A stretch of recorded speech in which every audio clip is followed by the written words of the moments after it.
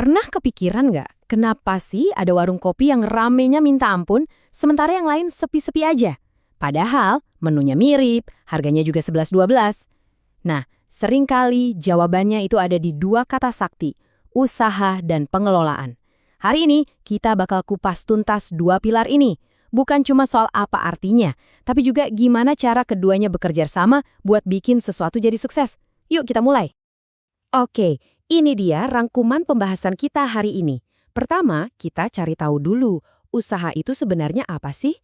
Terus kita lanjut ke pengelolaan, setelah itu kita bedah fungsi-fungsinya, prinsip-prinsip pentingnya, dan terakhir kita lihat contohnya di dunia nyata. Simpel kan? Oke, kita masuk ke bagian pertama. Apa itu usaha? Yuk, kita mulai dari dasarnya dulu. Kita kan sering banget ya dengar kata usaha atau bisnis. Tapi, pernah berhenti sejenak buat mikir nggak? Apa sih sebenarnya arti dari kata itu? Kedengarannya kayak istilah yang berat gitu ya. Padahal, aslinya konsepnya tuh sederhana banget dan dekat banget sama kehidupan kita sehari-hari. Coba deh lihat di sekitar kita aja. Jasa laundry kilauan, warung kopi tempat kita nongkrong, tempat cuci motor langganan, bahkan abang-abang yang jualan jus buah di pinggir jalan, itu semua adalah bentuk usaha loh. Kenapa mereka ada? Simple, karena mereka menjawab kebutuhan kita. Nah, para ahli kayak Hughes dan Kapur coba merangkumnya jadi lebih jelas. Intinya, ada 3 kata kunci. Pertama, kegiatannya harus terorganisasi, jadi nggak asal-asalan. Kedua, ada proses menghasilkan dan menjual, entah itu barang atau jasa. Dan ketiga, tujuannya adalah keuntungan. Eits, tapi untungnya itu didapat dari mana? Dari memenuhi kebutuhan masyarakat. Kalau salah satu dari 3 ini nggak ada, yaitu belum bisa disebut usaha. Sekarang kita tambah satu elemen lagi nih, yang super penting dari Harmonizer Z. Apa itu? Terus-menerus atau berkelanjutan. Nah, ini dia yang membedakan usaha beneran sama sekedar kerjaan sampingan atau proyek iseng. Usaha itu ibarat lari maraton, bukan lari sprint. Harus jalan terus, hari demi hari, baru deh bisa disebut bisnis sejati. Oke, jadi kita udah paham nih konsep usaha. Pertanyaan berikutnya, gimana caranya biar usaha itu jalan dengan baik dan benar? Nah, disinilah pengelolaan atau manajemen masuk. Gampangnya gini, kalau usaha itu adalah sebuah kapal, pengelolaan itu adalah kaptennya yang merencanakan rute, mengarahkan awak kapal, dan mastiin kapalnya sampai ke tujuan dengan selamat. Jadi, intinya pengelolaan itu apa sih? Gampangnya, ini adalah sebuah proses untuk mencapai tujuan.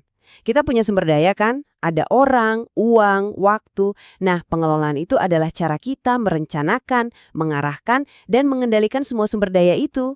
Tapi ada 2 kata kunci yang nggak boleh dilupakan. Efektif dan efisien. Efektif itu artinya tujuannya tercapai. Efisien artinya tujuannya tercapai tanpa buang-buang sumber daya. Nah, dua-duanya ini harus jalan barengan.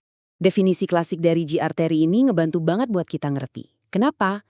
Karena dia mecah proses pengelolaan jadi 4 tindakan yang jelas. Ada perencanaan, pengorganisasian, pergerakan, dan pengendalian. Nah, 4 hal inilah yang jadi jantungnya pengelolaan. Dan ini yang akan kita bahas lebih dalam sekarang.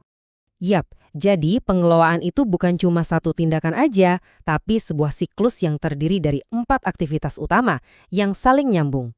Siklusnya gini. Pertama, ada perencanaan. Di sini kita nentuin, kita mau kemana sih? Apa tujuannya? Udah jelas tujuannya? Lanjut ke pengorganisasian. Oke, siapa ngerjain apa? Sumber dayanya gimana? Semuanya diatur di sini. Kalau udah terorganisir, baru kita masuk ke penggerakan. Gimana caranya memimpin dan memotivasi tim biar mau kerja bareng. Terakhir, ada pengawasan.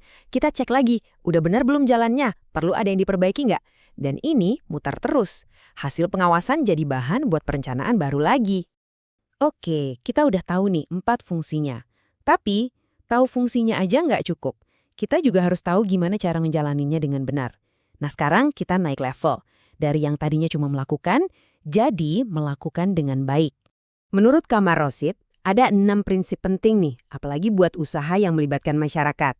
Coba deh perhatiin, ini semua intinya soal manusia dan hubungan. Ada kooperatif dan partisipatif yang ngomongin soal kerja sama tim. Terus ada emansipatif dan transparan yang fokus ke keadilan dan keterbukaan.